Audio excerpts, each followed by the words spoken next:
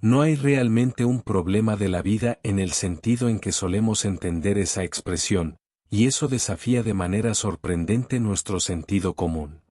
La vida en sí misma no es un problema, sin embargo, tendemos a percibirla únicamente como un conjunto de problemas.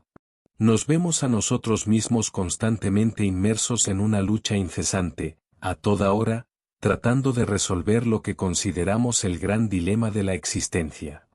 Para algunos, este dilema se centra en cuestiones como ¿por qué existe el universo?, mientras que para otros se reduce a algo tan inmediato como ¿cómo conseguiré alimento suficiente? Así que, desde un extremo u otro, ¿quién podría realmente definirlo? La vida no es un problema en sí, y aún así surge esta audaz sugerencia de que lo que nos inquieta es, en esencia, un fantasma, una preocupación sin verdadera existencia. Es interesante observar que una de las características de un comportamiento neurótico es su naturaleza repetitiva. La persona neurótica tiende a recorrer una y otra vez los mismos patrones de vida improductivos, sin hallar una salida. Es como una rueda sin fin, una carrera interminable entre el nacimiento y la muerte, lo cual representa la vida tal y como la solemos vivir, atrapados en un ciclo vicioso del que parece imposible escapar.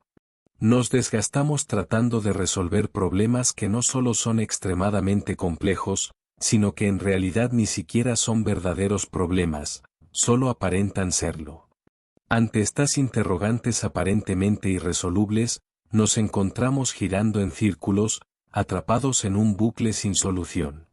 Consideremos, por ejemplo, algunos de esos fantasmas mentales que nos acechan.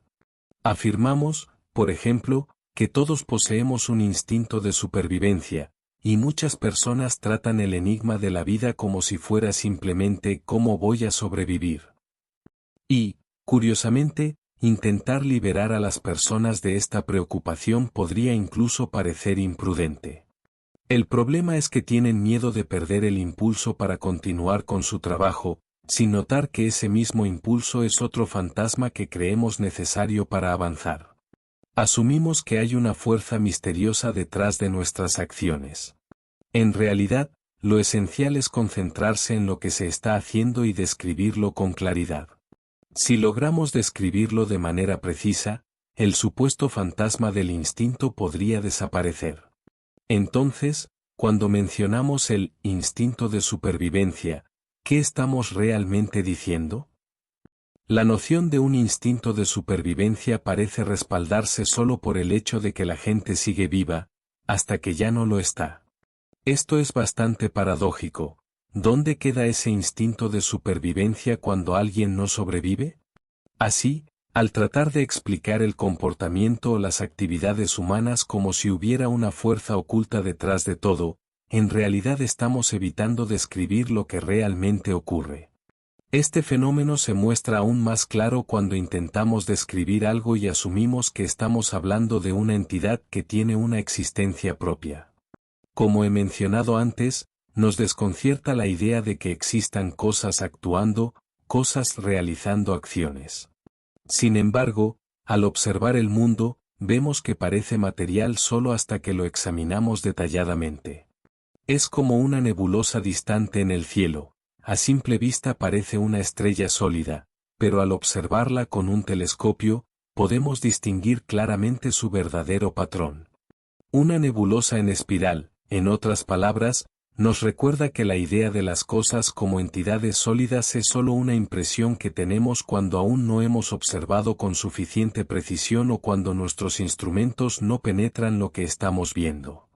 Pero, cuando la observación se vuelve más fina, lo que encontramos es un patrón, y ese patrón no es más que una forma de comportamiento o actividad. Veámoslo desde otra perspectiva, tomemos el organismo humano y preguntemos, ¿qué determina su forma? ¿Cómo es que un organismo humano contiene todos sus órganos? Podemos describir la piel, por ejemplo, su estructura y cómo se mantiene unida. Pero pronto notaremos que, además de la piel misma, el aire que la rodea también juega un papel crucial, ejerciendo una presión de aproximadamente 15 libras por pulgada cuadrada. Si el aire no estuviera ahí, simplemente explotaríamos. Esto nos lleva a preguntarnos, ¿qué es realmente lo que mantiene la forma del organismo? Descubrimos entonces que no es solo lo que ocurre dentro de la piel, sino también lo que sucede en el exterior. Y cuando describimos esto en profundidad, nos damos cuenta de que no es completamente correcto decir que el aire es lo que mantiene la forma, o que es el organismo el responsable de mantener su estructura. Más bien, lo que estamos describiendo es lo que Dewey y Bentley llamaron una transacción en su notable obra Conocimiento y lo conocido ***. Es decir, un comprador no puede comprar sin un vendedor, no puede saber algo sin que haya algo que conocer. Este principio fundamental, curiosamente, es pasado por alto constantemente. Cualquier cosa en el mundo, sea animada o inanimada, existe en relación de intercambio, no solo con una cosa específica, sino con el todo. Un ser humano, por supuesto, tiene múltiples relaciones complejas. Alguien que llamamos médico, por ejemplo, no está únicamente ligado a su trabajo. Puede ser, además, un padre que se relaciona con su familia, un ciudadano que se vincula a su comunidad en diversas facetas, más allá de su profesión. Y cuando intentamos entenderlo de forma aislada, como si fuera una entidad separada de sus relaciones, dejamos de ver el panorama completo. Hay una especie de constante que atraviesa todas estas distintas relaciones y que, por lo tanto, parece de algún modo diferente a cada una de ellas. Sin embargo, este pensamiento genera una ilusión, crea la idea de un ser independiente, ajeno a las relaciones en las que está inmerso, cuando en realidad no puede ser separado de ellas. No podemos eliminar estas conexiones, solo podemos describir al ser como un todo intrincado y complejo. En otras palabras, podríamos decir que cada organismo representa el comportamiento del campo o del entorno en el que existe. Esto no implica, sin embargo, que el organismo sea algo puramente pasivo o que solo reaccione a estímulos externos, como si fuera una simple marioneta de su entorno. El organismo es, en cierto modo, parte inseparable de su entorno, es un proceso natural, un aspecto del cosmos al igual que todo lo que lo rodea. Realmente, no hay manera de dividir ambas realidades. En lugar de categorizar al mundo en términos de agentes y acciones, atacantes y víctimas, podemos simplificar considerablemente la comprensión al limitarnos a describir lo que sucede. De este modo, obtenemos una visión notablemente nítida del mundo, libre de ilusiones o fantasmas. Así es como comenzamos a intuir o a tener una primera impresión del verdadero significado de que la vida no es un problema. Dicho de otra forma, la vida no es una competencia entre nosotros y nuestro entorno. En el fondo, esta visión de la vida como una contienda es esencialmente incorrecta.